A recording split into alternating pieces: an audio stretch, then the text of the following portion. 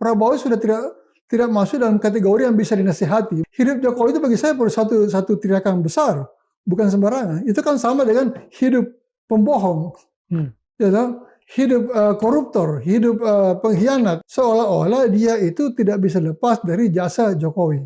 Pak Prabowo hanya bisa sadar atas satu peristiwa yang akan dialami sendiri, yang kita tidak tahu itu apa. Satu waktu dia akan menyesali itu. Kita sudah tidak punya harapan dong kepada Pak Prabowo. Seharusnya di hari pertama itu langsung dia cut off seluruh kejahatan, dihentikan. Itu seharusnya bisa dilakukan oleh Prabowo. Tapi dia tidak lakukan. Nah, ini harus dicari faktor keterikatannya dengan Jokowi. Saya greget banyak melihat itu. Apa batas di mana seorang presiden masih bisa ditoleransi sebagai presiden yang kuat, dan pada saat mana dia harus diwaspadai bisa menjadi seorang otoritarian? Gejala-gejala yang nampak adalah dominasi presiden.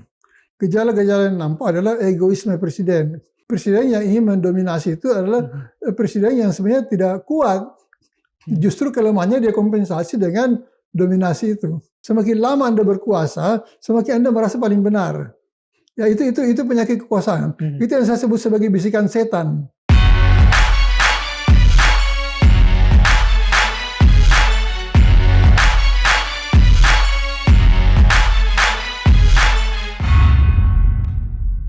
Bismillahirrahmanirrahim. Assalamualaikum warahmatullahi wabarakatuh. Sobat Madilog, sebagaimana ketika dulu Pak Jokowi menumpuk kekuasaannya, akhir-akhir ini publik juga banyak mengomentari dan banyak mengkritik bahwa presiden saat ini tengah memperkuat tangan kekuasaannya. Persoalannya adalah, apakah memang satu negara itu betul-betul tergantung hanya pada siapa presidennya? Yang manakala presiden itu kuat, maka negara itu kuat, dan manakala si presiden lemah, maka lemahlah pula negara itu. Tetapi bukankah kita di negara demokrasi seharusnya lebih mempertanyakan satu hal? Jika presiden kuat, maka seharusnya ada yang lebih kuat, yakni lembaga yang mampu mengawasinya. Barangkali itu yang harus kita perbincangkan dalam sebuah demokrasi, sehingga kemudian kita tidak akan terlalu mempermasalahkan satu presiden kuat, tetapi presiden kuat yang diawasi oleh sebuah lembaga yang juga kuat. Nah, untuk itulah maka pada Madilog kali ini kami menghadirkan ke hadapan Sobat Madilog seorang yang sudah tidak asing, yang berada di ranah apa yang tadi kita bicarakan, termasuk juga ranah birokrasi. Beliau adalah Profesor Rias Rasyid. Terima kasih sekali, Prof. Terima kasih. Berkenan hadir. Senang ketemu lagi. Ya. Prof, saya langsung saja pada pertanyaan ini ya. Sebetulnya banyak ilmuwan politik yang mengatakan bahwa ada masalah yang tengah serius melanda demokrasi kita. Tetapi kalau dalam bahasa yang sederhana, yang bisa dipahami sobat-sobat Madilog, sebetulnya apa yang tengah rusak dari negara ini terutama? Tatanan kekuasaan. Jadi undang-undang dasar yang seharusnya menjadi patokan dalam pembentukan kekuasaan negara dan pemerintahan, itu sebetulnya dianggap sepele saja. Yang ditonjolkan adalah dominasi pemimpin. Ini yang paling berbahaya dalam konteks demokrasi maupun non-demokrasi. Ya, karena dominasi pemimpin itu mengabaikan dan menyampingkan yang seharusnya secara esensial menjadi landasan bagi bergeraknya kekuasaan. Kekuasaan tidak bisa diserahkan kepada individu. Kekuasaan itu adalah konstruksi kelembagaan yang dikelola secara bersama. Ya, dalam demokrasi ya seperti itu. Jadi jika terjadi penonjolan individu yang berlebihan, itu demokrasi terancam dan konstitusi bisa terpinggirkan. Ini yang paling bahaya. Oke, tidakkah itu sebetulnya artinya presiden yang kuat? Tidakkah itu sebetulnya wajar ketika kita menganut sistem presidensial dalam tata kenegaraan kita, Prof? Jadi presiden kuat itu harus ditafsirkan sebagai presiden yang efektif, yang kebijakan-kebijakannya itu bisa menjangkau sasaran-sasaran secara tepat. Yang pilihan-pilihan kebijakannya itu merupakan yang terbaik di antara hal-hal yang tersedia, di antara kondisi-kondisi yang tersedia. Itu yang dimaksud dengan efektif.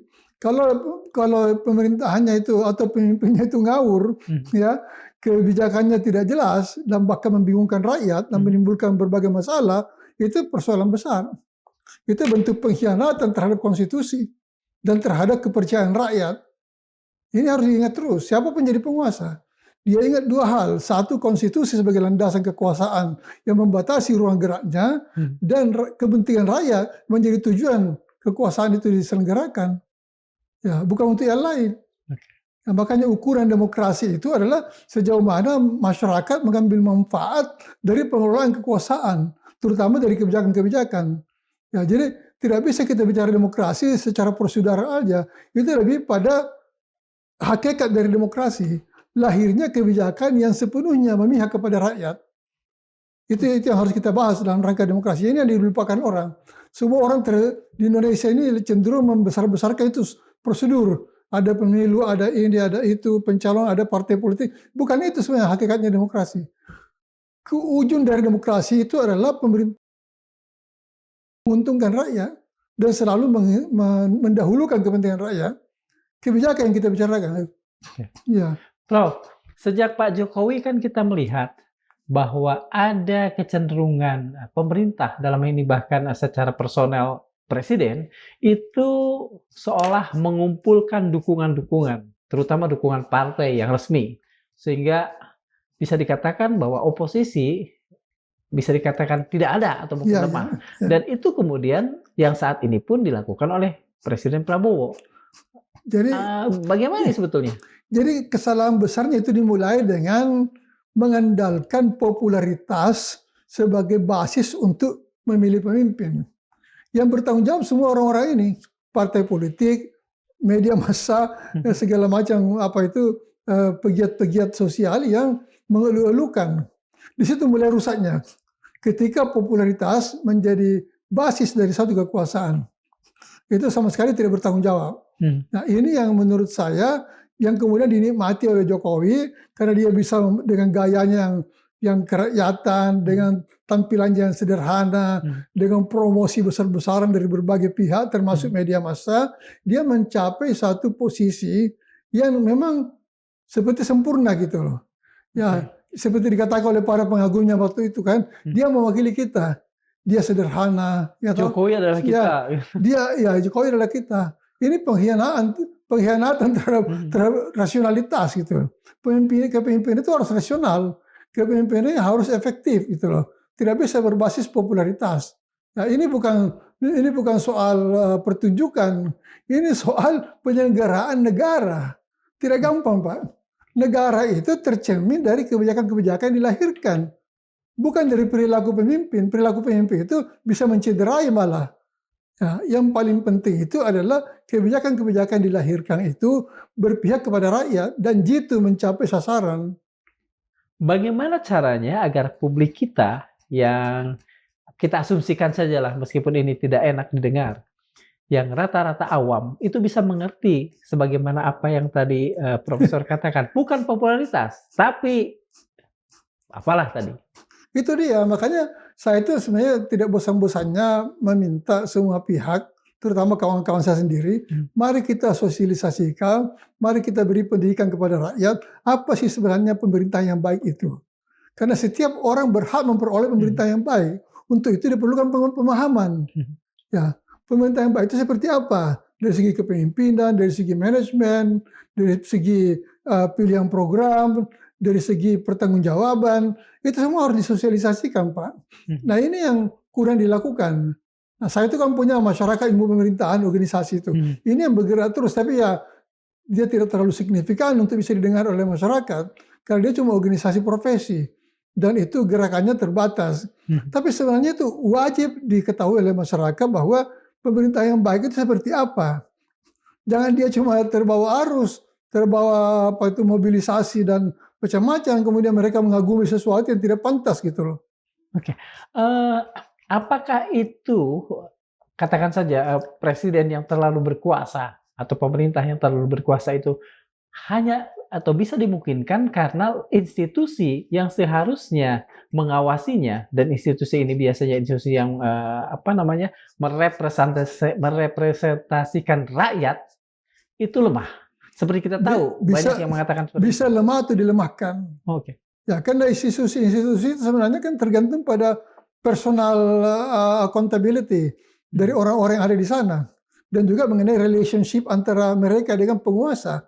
Ya, kalau relationship itu tidak seimbang, atau terjadi ketergantungan yang luar biasa, mereka tidak bisa bikin apa-apa.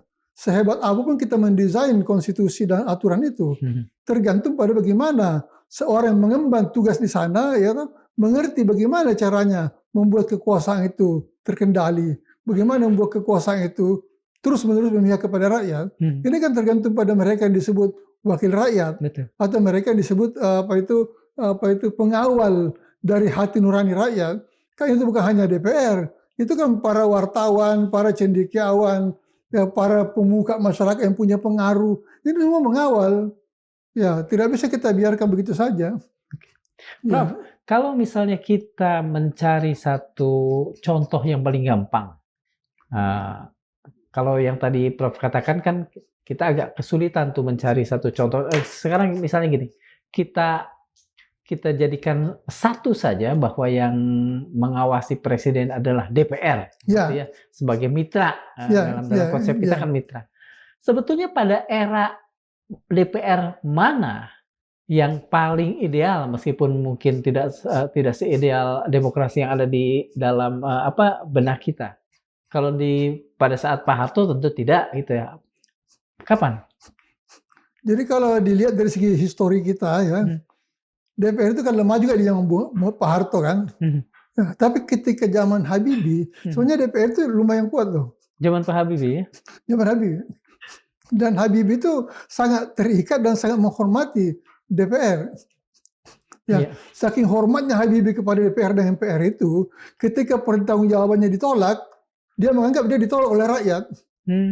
Walaupun tidak ada larangan untuk mencalonkan diri kembali, Habibie mengambil posisi moral untuk tidak mencalonkan diri.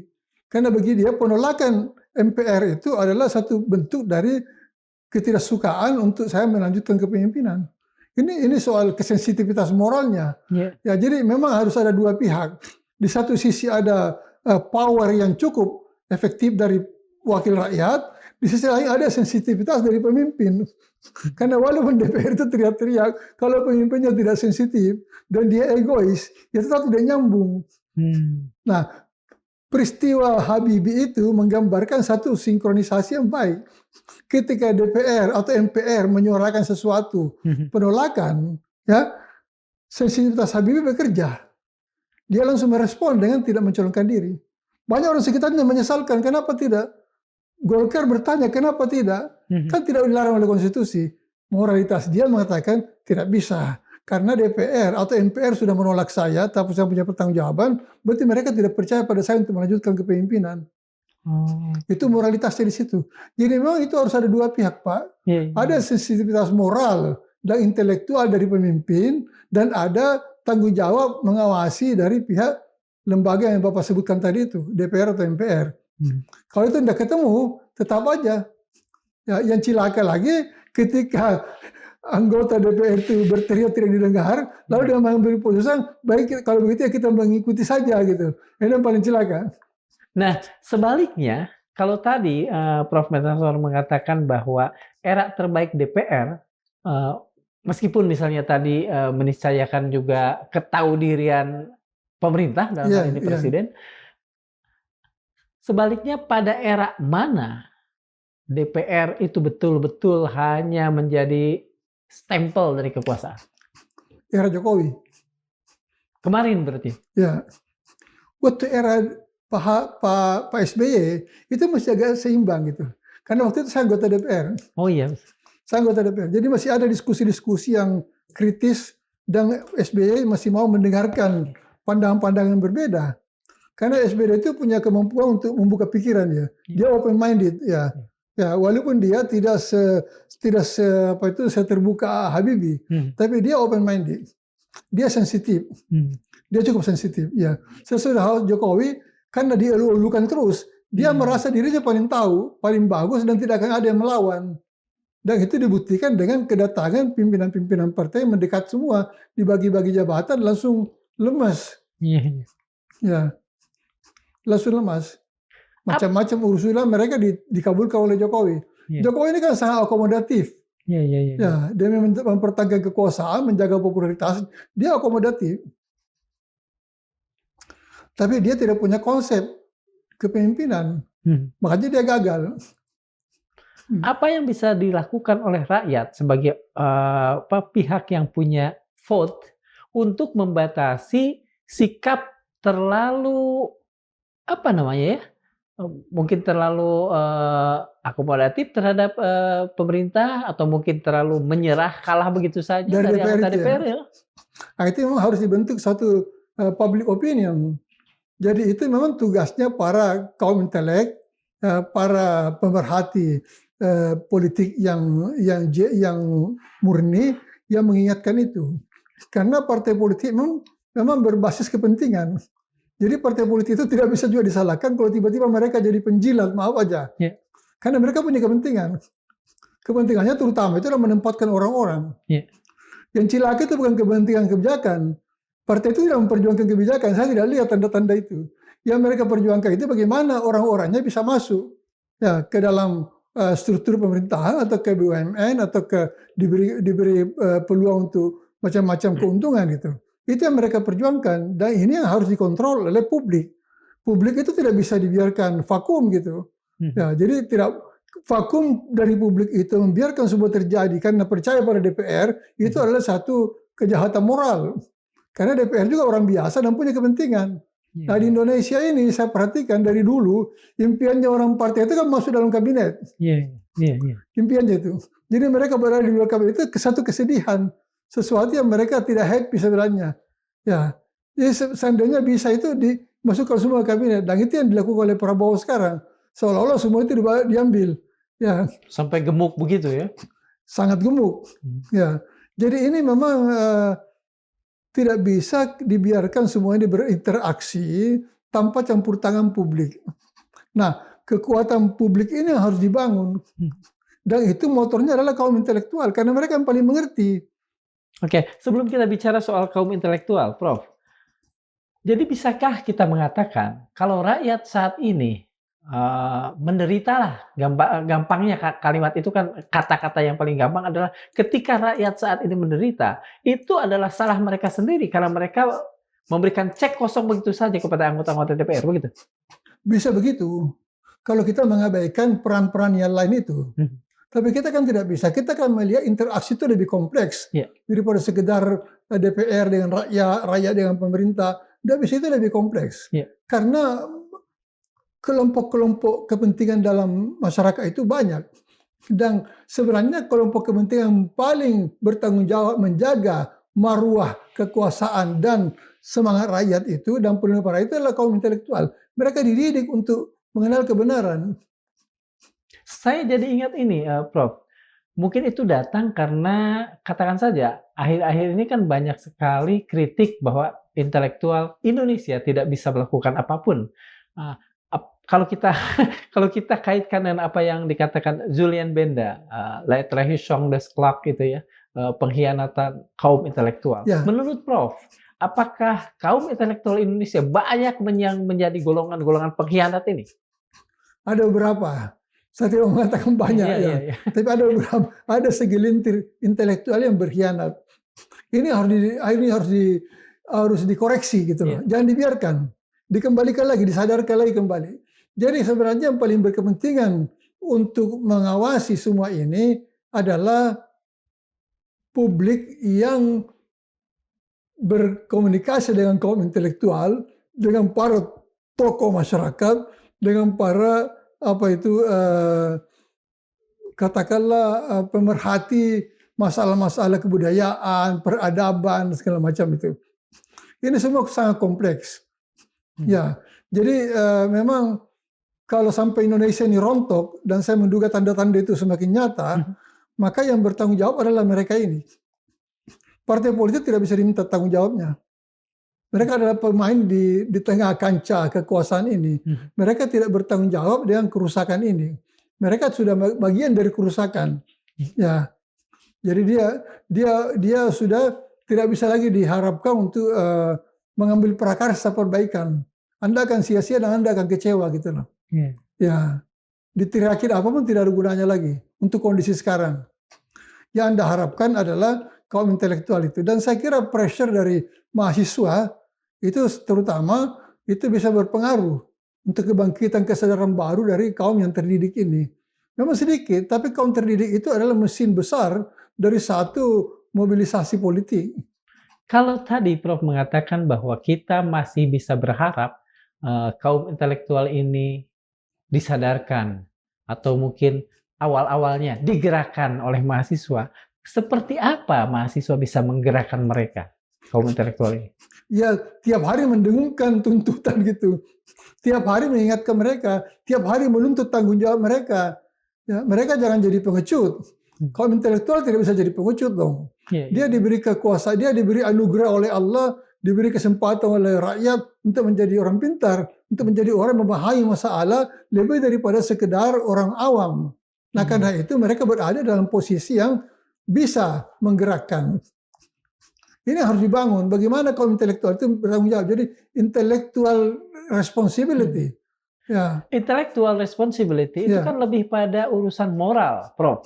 Sementara juga ada juga yang mengatakan bahwa secara moral kita juga dihinggapi krisis moral juga. Gimana tuh, Prof? Itu betul ya. Tapi tidak bisa lain dari itu. Okay. Mereka kemampuannya dan jangkauannya hanya menyangkut moral. Mereka tidak bisa lebih dari itu. Ya, mengharap lebih dari itu juga bisa sia-sia gitu loh. Tapi mereka harus menyuarakan. Seterpuruk apapun moralitas kita, harus ada yang bersuara. Apakah mungkin publik menata satu inisiatif untuk memberikan sanksi moral, entah bagaimana caranya, agar intelektual yang diam ini bisa bergerak? Boleh. Yaitu memberikan satu situasi yang disrespect kepada mereka. Jangan menghormati mereka lagi. Kalau mereka diam saja, jangan dihormati lagi. Dia akan tersiksa sendiri.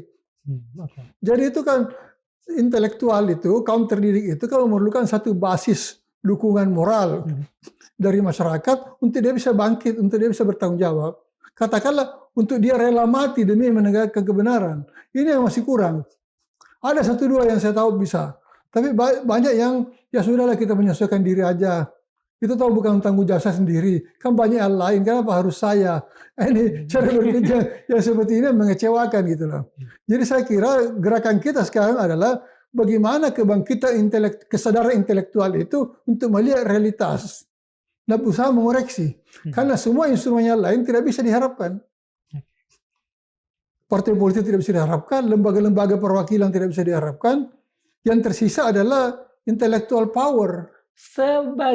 Seberapa optimistis, Prof, dengan melihat kampus-kampus saat ini, kelompok itu masih punya peluang untuk digerakkan?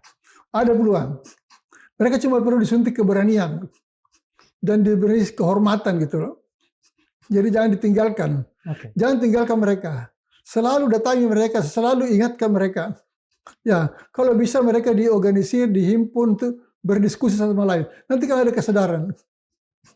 Ini sangat penting. Jangan sampai meninggalkan mereka karena tidak ada lagi yang tersisa selain itu. Kalau intelektual sepakat untuk diam saja, sudah selesai republik ini. Siapa yang Anda harapkan coba? Mungkin ada yang mengatakan ya kita pakai ormas-ormas agama, kita pakai ormas-ormas ideologis. Itu tidak bisa. Itu udah lama dikooptasi juga. Bisa dikooptasi dan itu sifatnya emosional. Yang kita butuhkan adalah bagaimana memberikan satu intellectual power kepada gerakan itu sehingga tidak terbantahkan. Yang Anda mengatakan misalnya pemerintahan sekarang ini tidak bisa diharapkan, itu harus ada argumen intelektualnya, harus ada argumen yang masuk akal, itu tidak bisa sekedar diteriakkan gitu. Nah, itu yang harus kita dorong gitu. Prof, kita kembali lagi kepada yang tadi nih soal presiden kuat itu karena kita melihat ada bukan penumpukan sebetulnya ya. Ya ada pengumpulan kekuatan, pengumpulan power pada diri presiden. Tapi kan satu hal, bahwa presiden yang efektif, yang kuat itu memang harus ada. Karena kalau tidak, juga kan tidak jalan. Nah, persoalannya, apa batas di mana seorang presiden masih bisa ditoleransi sebagai presiden yang kuat, dan pada saat mana dia harus diwaspadai bisa menjadi seorang otoritarian? Jadi begini, presiden yang kuat itu definisinya sederhana. Presiden yang memiliki konsep yang jelas, kebijakan yang jelas, dan punya kemampuan melaksanakan. Itu yang dimaksud dengan pemerintah dengan presiden yang kuat. Dia punya kompetensi untuk menyelenggarakan kekuasaannya. Ya, kalau itu hanya mendominasi, itu bukan presiden yang kuat, itu presiden yang katakanlah egois. Presiden yang ingin mendominasi itu adalah presiden yang sebenarnya tidak kuat. Justru kelemahannya dia kompensasi dengan dominasi itu. Oke, Prof. Saya kembali pada apa yang saya katakan di awal, bahkan menjadi pembuka, bahwa akhir-akhir ini banyak sekali kampus atau kalangan-kalangan kritis yang bersuara bahwa Pak Prabowo, presiden kita, cenderung tengah bergerak ke arah yang lebih otoriter lah, katakan gampangnya. Apakah Prof setuju dengan pernyataan ini, atau sebetulnya Prof melihat ada sisi-sisi lain yang tengah dilakukan Pak Prabowo dan itu sebetulnya masih sangat sah dalam sebuah negara demokrasi? Itu hampir benar apa yang mereka duga. Karena gejala-gejala yang nampak adalah dominasi presiden. Gejala-gejala yang nampak adalah egoisme presiden. Tidak mau berbeda pendapat, gitu, menuduh sana, menuduh sini, sampai kepada mengumumkan siapa-siapa yang membiayai demo dan segala macam. Itu kan bentuk self defensif dari presiden. Jadi ini menurut saya harus diwaspadai, dan Pak Prabowo sendiri harus menyadari ini. Dia itu sadar atau tidak, dia punya kepribadian untuk mau mendominasi. Dia punya kepribadian untuk tidak mau berbeda pendapat. Contoh aja di awal-awal, mana pernah ada presiden sebelum Pak Prabowo yang memaki-maki rakyatnya, yang dasmu itu. Tidak pernah, dari Bung Karno sampai Jokowi pun tidak ada itu. Maki-makian kepada rakyat, hanya Prabowo. Itu gambaran kepribadian. Gambaran kepribadian yang kesal dengan perbedaan, yang kesal dengan kritik. Nah, ini modal utama menuju kepribadian yang mendominasi, yang tidak mau toleran dengan perbedaan, tidak mau terbuka untuk menerima kritik. Oke, apakah itu karena latar belakang Pak Prabowo yang tentara, seragam, mungkin juga diseragamkan juga pikirannya? Bisa begitu, tapi buktinya SBY juga tentara. Tidak begitu. Mau dikatakan Kopassus, itu bisa memberi apa yang jelek kepada Kopassus, itu give a bad name kepada Kopassus, kalau itu yang kita tekankan ya. Kalau menurut saya lebih pada kepribadian. Memang kepribadian itu yang selalu mau benar sendiri, ya, alergi dengan perbedaan, apalagi kritik, dan tidak bisa dibantah. Ini mungkin ada sedikit pengaruhnya dengan tentara, tapi tidak seluruhnya. Tentara Indonesia seperti itu. Jadi lebih pada bagaimana kepribadian itu dibangun dari awal. Oke, Prof. Dalam bahasa Sunda ada peribahasa, atau mungkin apa namanya, bukan peribahasa ya, ada semacam pitutur adat kakurungku iga. Artinya kalau sesuatu yang sudah menjadi adat, dia akan menjadi sesuatu yang langgeng berada dalam jiwa orang itu. Nah, artinya kita sudah tidak punya harapan dong kepada Pak Prabowo, atau ada cara lain yang bisa membuat beliau cukup toleran dengan berbagai macam perbedaan pemikiran yang ada di negara ini? Peluang untuk perubahan itu kecil. Karena ini karakter, ini mendasar. Saya pelajari beberapa waktu terakhir ini ya, kesimpulan saya ini karakter. Tidak bisa kita ubah lagi. Ya, sebanyak apapun Anda berikan saran, itu tidak bisa tembus lagi. Ada semacam self defensif, ada resistensi terhadap gagasan-gagasan yang berbeda. Ya, ego kekuasaan. Jadi itu psikologi begitu. Semakin lama Anda berkuasa, semakin Anda merasa paling benar. Ya, itu penyakit kekuasaan. Itu yang saya sebut sebagai bisikan setan. Ya, karena saya pernah mengalami itu. Ya, saya pernah mengalami jadi penguasa, punya kekuasaan, dan itu ada satu momen di mana saya merasa bahwa ini bisikan setan. Tidak bisa lagi menerima pendapat. Di situlah saya sadar, ini setan semua, harus saya lawan. Lalu saya membuka diri itu.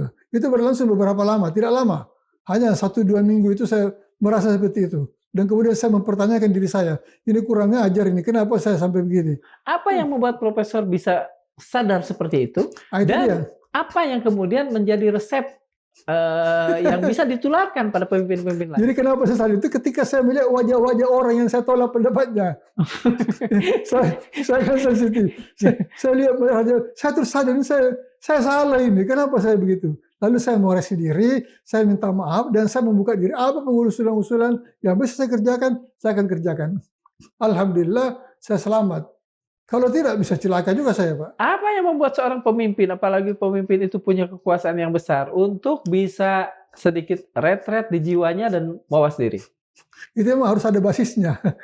Harus ada basis. Saya kan kebetulan punya basis. Ya, saya punya basis agama, saya punya basis intelektual yang demokratis, yang open minded, sehingga itu gampang sekali bagi saya mengembalikan. Ya, kalau itu tidak ada sulit. Jadi pertama, apakah ada basis agama yang bisa membuat Anda rendah hati, yang bisa membuat Anda percaya bahwa kebenaran itu bukan milik kita, tapi milik Allah semata-mata. Itu satu. Yang kedua, ada basis intelektual untuk mengatakan bahwa setiap orang itu perlu dihargai. Ya, jadi menghargai pendapat orang itu tidak selalu dia berarti benar, tapi kita menghargai dia sehingga dia itu puas. Itu salah satu seni memimpin. Bagaimana membuat anak buah itu merasa dihargai? Bagaimana membuat anak buah itu merasa ikut memiliki apa yang kita kerjakan ini? Ini seni kepemimpinan. Itu perlu ilmu. Harus banyak teori-teori kalau itu. Prof mengatakan bahwa harus ada basis agama dan harus ada juga basis intelektual. Intelektual ya. Apakah proporsi ini 50-50 atau gimana? Tergantung situasi. Waktu saya mengambil keputusan mengubah diri saya itu lebih banyak pada alasan agama. Saya takut kepada Allah. Ini kenapa saya jadi takabur? Kenapa saya jadi egois? Kenapa saya jadi merasa paling benar? Ini cilaka, ini iblis ini. Ini setan. Mungkinkah ya, pada beberapa pemimpin yang tidak kita lihat memiliki basis agama, basis intelektual ini bisa dipompa lebih besar sehingga kemudian dia tetap bisa melakukan mawas diri? Bisa, tetap bisa. Karena basis intelektual itu kan larinya ke rasionalitas. Jadi kalau Anda berpikir rasional, Anda bisa menerima pendapat yang berbeda, Anda open-minded untuk melihat peluang-peluang, menyenangkan orang, itu sudah cukup. Okay. Tanpa basis agama pun bisa. Ya, bisa. Tapi mungkin dengan agama lebih sempurna. Agama jauh lebih bagus. Karena kita sadar dan minta ampun, bertobat gitu loh. Bertobat terus. Yeah. Saya dulu bertobat terus, Pak. Takut saya. Ya. Karena saya sangat sadar bahwa ada surga dan neraka. Kalau sampai itu lupa itu surga dan neraka, bisa celaka Anda punya tingkah laku. Kalau ingat surga dan neraka, kita kan takut. Dan itu pasti ada. Belum ada deklarasi dari ulama siapapun yang mengatakan bahwa Allah sudah menghapus ketentuan tentang surga dan neraka itu. Nggak ada sampai hari ini. Apa yang bisa kita lakukan untuk menanamkan bahwa setelah dunia ini ada dunia lain dan di sana ada pertanggungjawaban untuk mendapatkan satu dari dua kemungkinan, surga atau neraka, pada orang-orang yang katakan saja usianya sudah di atas 40? Sebenarnya di usia yang lebih tua itu lebih mudah disadarkan, Pak. Oh iya? Iya, lebih mudah disadarkan karena dia sendiri sadar terjadinya pengurangan kekuatan dan pengurangan kapasitas pada dirinya. Sehingga menyentuh mereka lebih mudah. Yang sulit itu justru anak muda yang masih sangat semangat, sangat overconfident. Ya, kalau sudah tua masih susah, itu ada tanda-tanda buruk itu. Tanda-tanda buruk itu. Kalau orang tua tidak mau dinasihati. Benar kata Uma Irama, darah muda itu. Darahnya para remaja, tak mau merasa kalah. Kalau masih muda masih boleh lah. Kadang-kadang terpaksa kita mengerti kan dia masih muda. Tapi kalau sudah tua, Pak, kasihan banget. Kasihan banget kalau tidak bisa dinasihati. Lalu apalagi dia harapkan? Ya, setiap langkah ke depan itu kan langkah menuju kuburan gitu. Iya. Itu kalau dia mati secara baik-baik gitu. Bisa juga dia tidak punya kuburan. Banyak orang mati tidak punya kuburan kan. Nah, ini yang menurut saya seharusnya pertambahan usia itu semakin membuat kita rendah hati dan lebih terbuka untuk menerima pendapat dan membaca kebenaran. Oke, Prof, kita kembali kepada satu bukti ya, karena kita ingin agak real berbicara. Begini. Pak Jokowi datang sebagai seorang presiden yang di awalnya tampak begitu pro rakyat. Ya. Siapa? Pak Jokowi. Oh iya. Ya, saya katakan di awal-awal Pak Jokowi datang sebagai presiden yang tampaknya begitu pro rakyat. Saya menggunakan kata tampaknya karena bagaimanapun kan kita harus agak yang kita lihat adalah yang kelihatan. Yang kita lihat adalah yang kelihatan, betul. Nah, pada titik mana kemudian Pak Jokowi tergerak untuk melemahkan lembaga-lembaga pengawas seperti media, kampus, partai-partai, bahkan kadang-kadang disebutkan penegak hukum. Apa yang membuat beliau begitu? Ini kita melihat sisi beliau, tapi mungkin kita bisa tarik pada pemimpin-pemimpin yang lain. Jadi begini, tidak bisa kita salahkan Jokowi 100%. Oke. Ada lingkungan yang memberi pengaruh pada dia, itu umum dalam kehidupan manusia, terutama kehidupan penguasa. Jadi ada lingkungan yang terus-menerus menggerogoti dia, yang terus-menerus mencekam dia, yang terus-menerus meminta dia untuk melakukan sesuatu. Yang salah pada Jokowi atau lemah, dia tidak punya sensor. Dia tidak punya kapasitas untuk membedakan saran-saran, pendapat-pendapat yang baik dan benar. Karena dia tidak punya basis. Dia tidak punya basis pengetahuan untuk membedakan apa yang baik dan benar dalam rangka pemerintahan. Sehingga semua masukan itu dia tampung begitu saja, dia olah sendiri sesuai dengan kemampuannya yang sangat terbatas itu, lalu lahirlah kebijakan-kebijakan aneh-aneh itu yang melemahkan KPK segala. Ya, itu bukan salahnya dia semua 100%, tapi ketidakmampuan dia mengolah masukan-masukan dan pendapat-pendapat yang membuat dia ngawur. Ya, jadi sesungguhnya pada batas tertentu bisa kita anggap bahwa Jokowi itu adalah korban.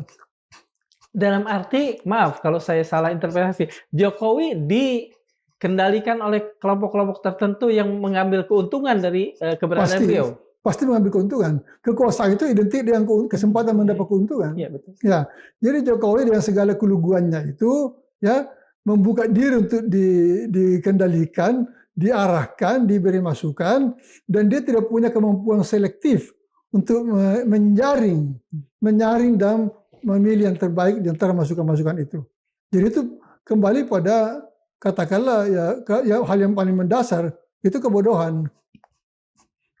Dia tidak punya kemampuan untuk menyaring itu. Akhirnya dia terbawa. Jadilah semua ini hal yang tidak tiba-tiba keluarga kebijakan-kebijakan yang aneh-aneh. Ya, keluarga menetapkan satu wilayah sebagai proyek strategis nasional yang kemudian membenarkan perampokan atas tanah rakyat, penganiayaan atas hak-hak mereka. Itu. Ini semua bukan pikiran dia.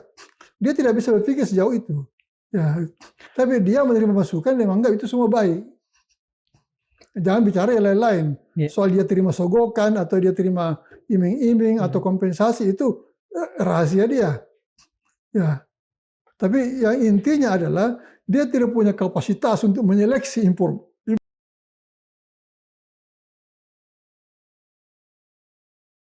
Nah, ketika kemudian satu era kekuasaan berhenti dan kemudian publik yang berada dalam kekuasaan di negara itu menyadari bahwa ini salah, mengapa terlalu lama ya publik ya pemerintahan baru membiarkan hal degil yang terjadi di kekuasaan lama itu masih terus berlangsung? Itu yang menurut saya satu kelemahan dari bangsa kita. Mereka tidak bisa mengambil tindakan yang drastis, berpisah dari kejahatan, berpisah dengan masa lampau yang busuk, yang rusak itu. Itu yang tidak ada. Yang ada adalah continuity, yang slow dan toleran.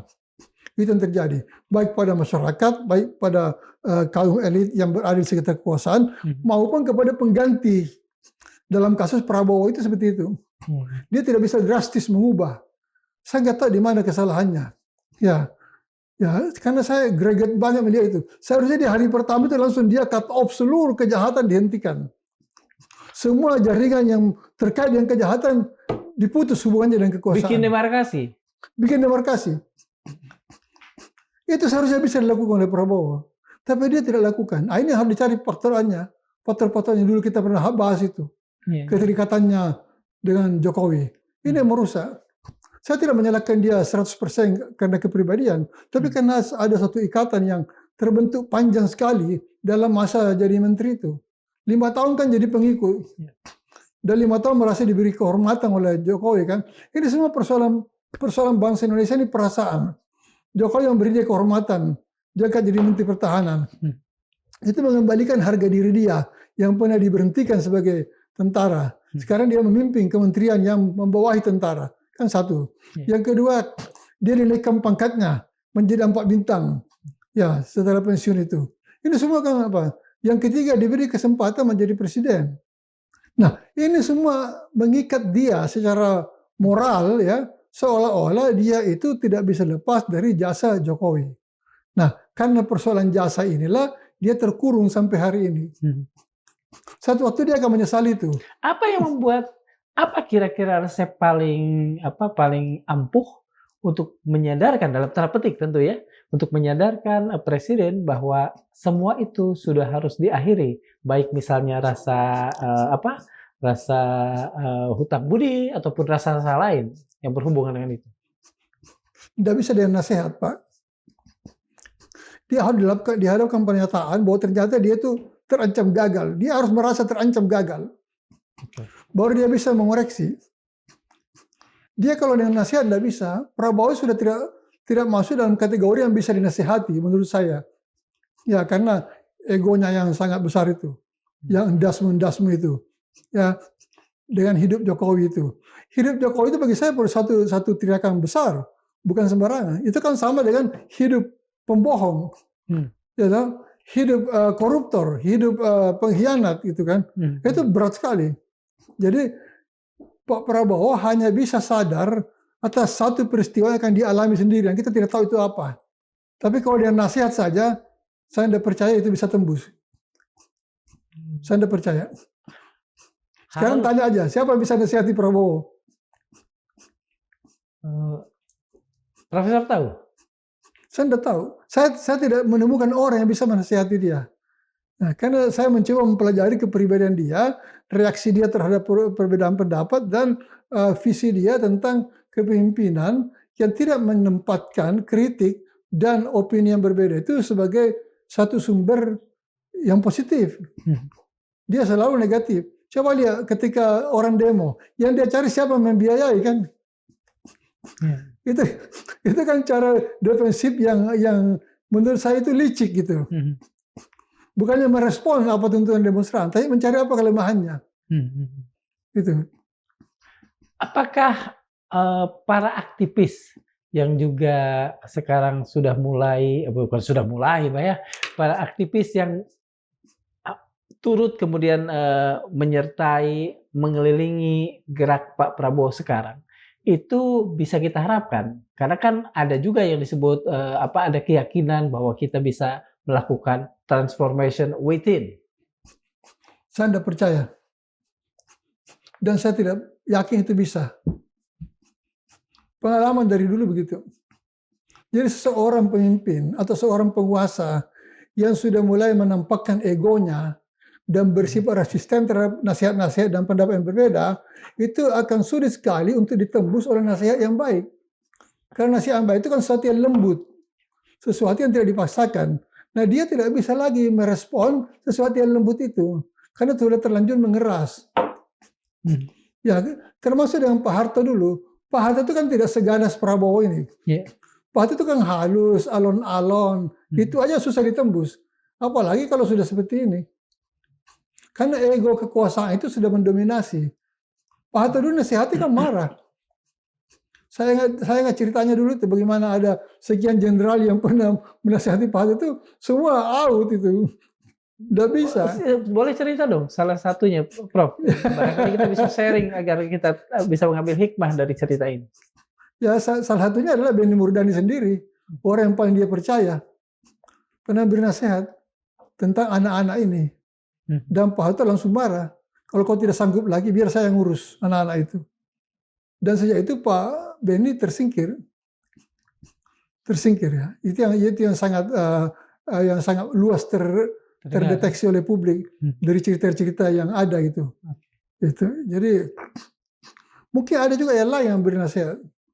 Ya, tapi tidak bisa tembus. Oke, Prof, kita kembali pada ini ya, pada itu kan kita bermain di pembicaraan tentang elit. Tetapi dalam banyak hal, banyak yang percaya bahwa kerusakan-kerusakan di elit ini kemudian menjalar menjadi sesuatu yang pada akhirnya menimbulkan semacam budaya juga di kalangan birokrasi. Nah, memang Jadi sesuatu yang berinteraksi cukup lama, kemudian menemukan pola-pola tertentu dalam satu tradisi kekuasaan atau tradisi komunikasi di antara kelompok-kelompok kekuasaan, itu otomatis akan membentuk satu budaya baru. Itu otomatis, Pak. Nah, jadi itu sangat wajar proses pembentukan karakter-karakter baru dan budaya baru itu melalui interaksi seperti ini.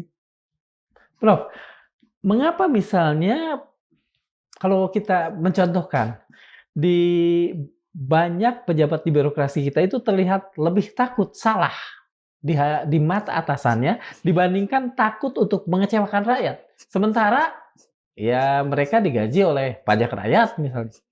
Itu tidak ada dalam kesadaran mereka, tidak ada itu. Sebagai orang yang lama di birokrasi, rakyat tidak ada itu. Yang ada itu adalah pimpinan. Jadi ketakutan melakukan kesalahan itu karena terlalu sayang pada kekuasaan, terlalu sayang pada posisi. Dia tidak mau mengambil posisi. Jadi kalau Anda tidak terlalu sayang pada posisi, Anda bisa mengambil sikap berbeda. Itu kan yang saya alami dulu. Saya contoh diri saya sendiri kan. Bagaimana saya mengundurkan diri dari jabatan menteri.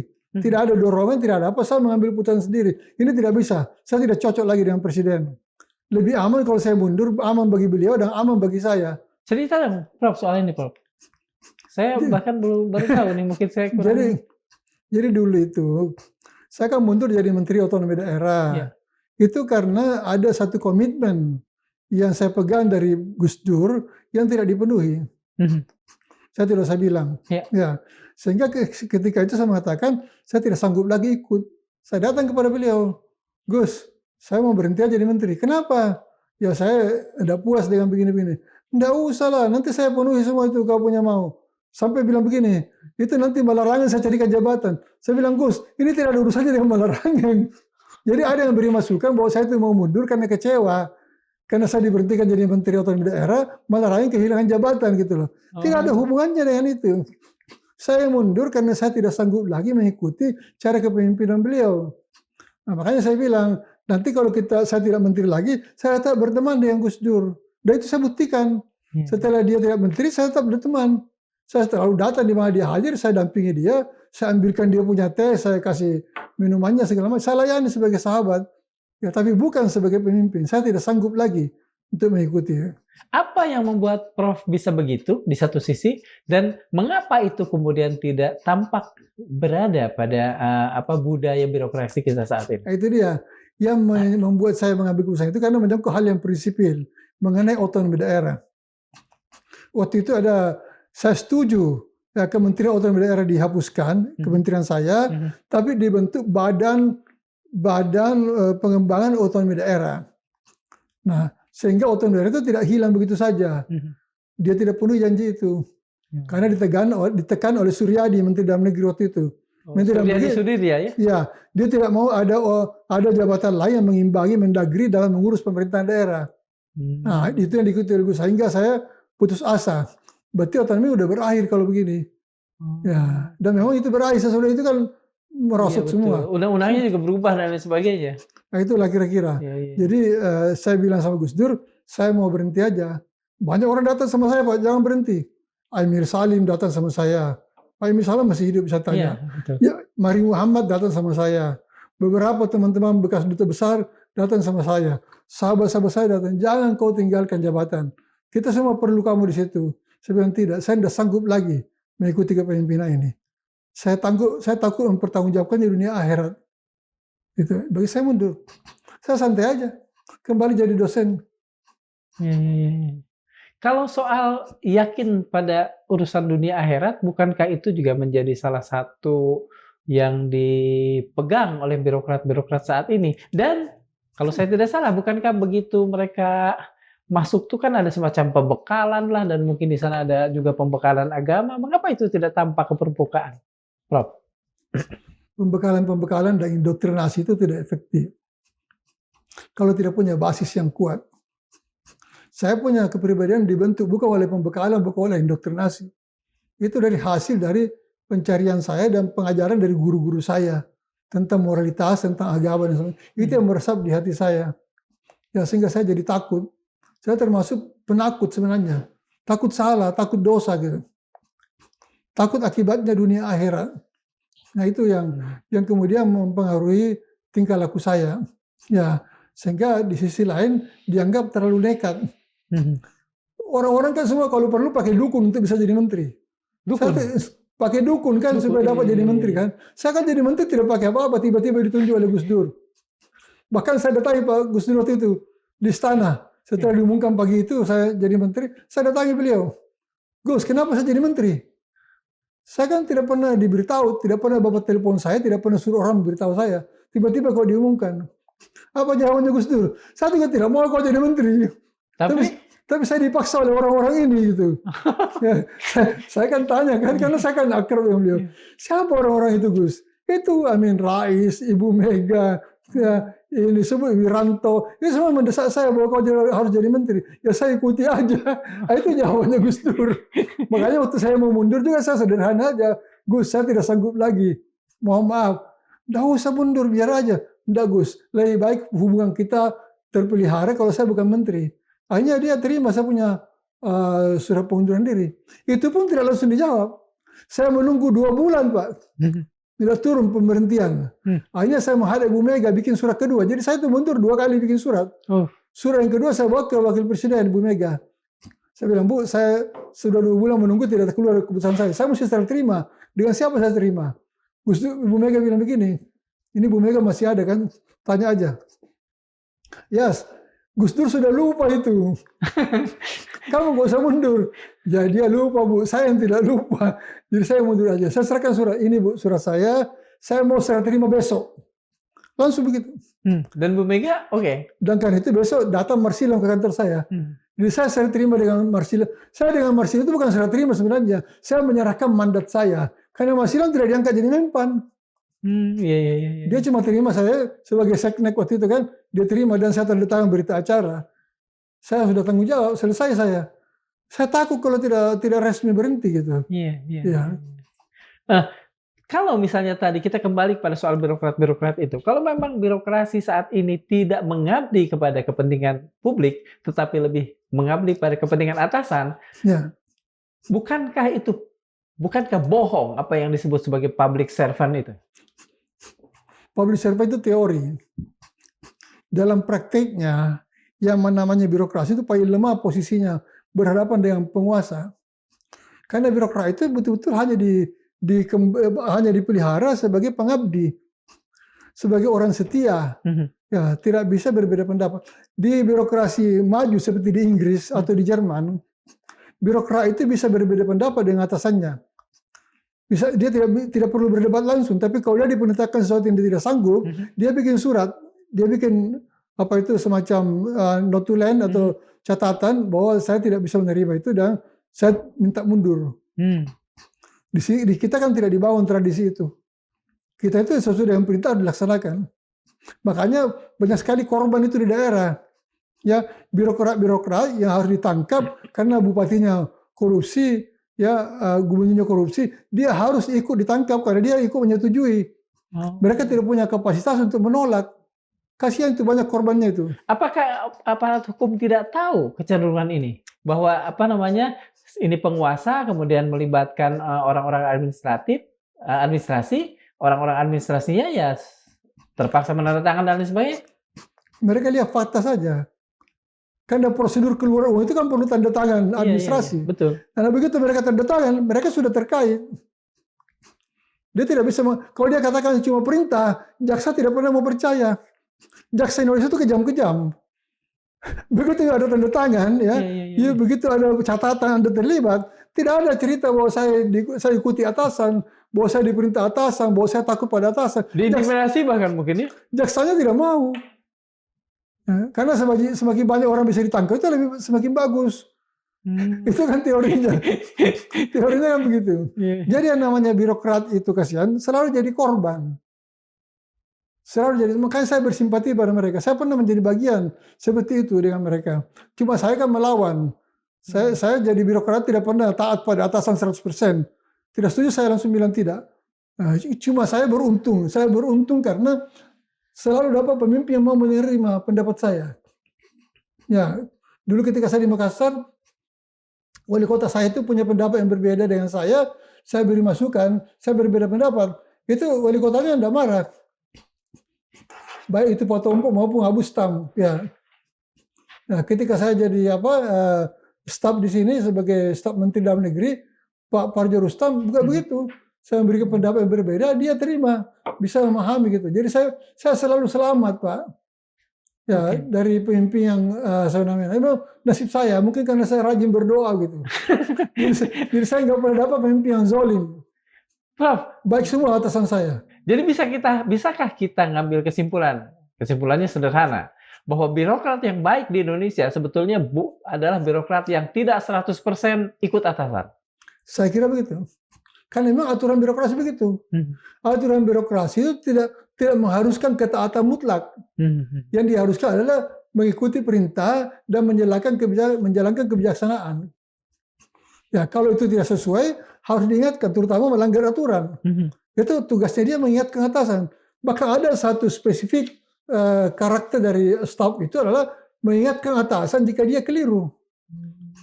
Itu bagian dari budaya birokrasi yang harus dibangun. Itu ada, tertulis. Ada dalam pelajaran-pelajaran ada. Saya kan beri kuliah tentang itu di IP. Jadi jika ada hal yang berbeda menurut Anda dan itu melanggar aturan, Anda wajib membuat kajian tertulis untuk mengingatkan atasan. Secara teori itu diajarkan di jurusan ilmu pemerintahan katakan. Ya, tetapi dalam realitas pernah atau adakah itu lazim hidup di birokrasi kita? Ada satu dua. Jadi beberapa alumni IP yang pernah saya ketemu, antara lain saya tanyakan itu, mereka melaksanakan itu. Dan mereka termasuk birokrat yang selamat, tidak ikut-ikutan masuk. Ada yang melaksanakan. Artinya pertanyaan kami yang terakhir adalah, kita masih bisa berharap pada birokrasi ini masih bisa disembuhkan lah. Bisa, kalau dari basisnya bagus. Ya, kalau tidak ada basisnya susah. Karena itu itu harus dibentuk menjadi satu sikap mental, bukan sekedar pengetahuan. Mentalitas sebagai staf itu harus dibangun sehingga ada kebanggaan bahwa dia bisa mengoreksi atasannya, dia bisa menyelamatkan atasannya dari kesalahan.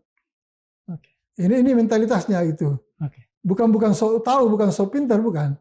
Menyelamatkan, menghindari terjadinya kesalahpahaman dalam praktek kebijakan. Terima kasih Prof untuk waktunya. Saya ingin ngobrol banyak, tetapi waktu kita dibatasi. Terima kasih. Sobat Madialog, Montesquieu, filsuf politik Prancis itu pernah mengingatkan, pengalaman terus mengajarkan bahwa siapapun yang memegang kekuasaan selalu memiliki kecenderungan untuk menyalahgunakannya. Karena itu, dalam negara demokrasi, harapan tidak boleh digantungkan semata pada kebaikan seorang pemimpin. Ia harus ditopang oleh institusi yang sehat, hukum yang berani, dan rakyat yang tetap kritis.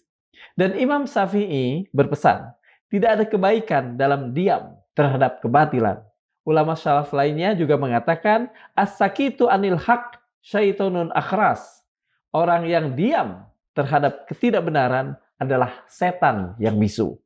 Maka pada akhirnya, pertanyaan terbesar bagi bangsa ini mungkin bukan siapa yang berkuasa, melainkan ketika kekuasaan melampaui batas, masih adakah yang berani berkata, enough is enough, cukup. Terima kasih. Assalamualaikum warahmatullahi wabarakatuh. Waalaikumsalam warahmatullahi wabarakatuh.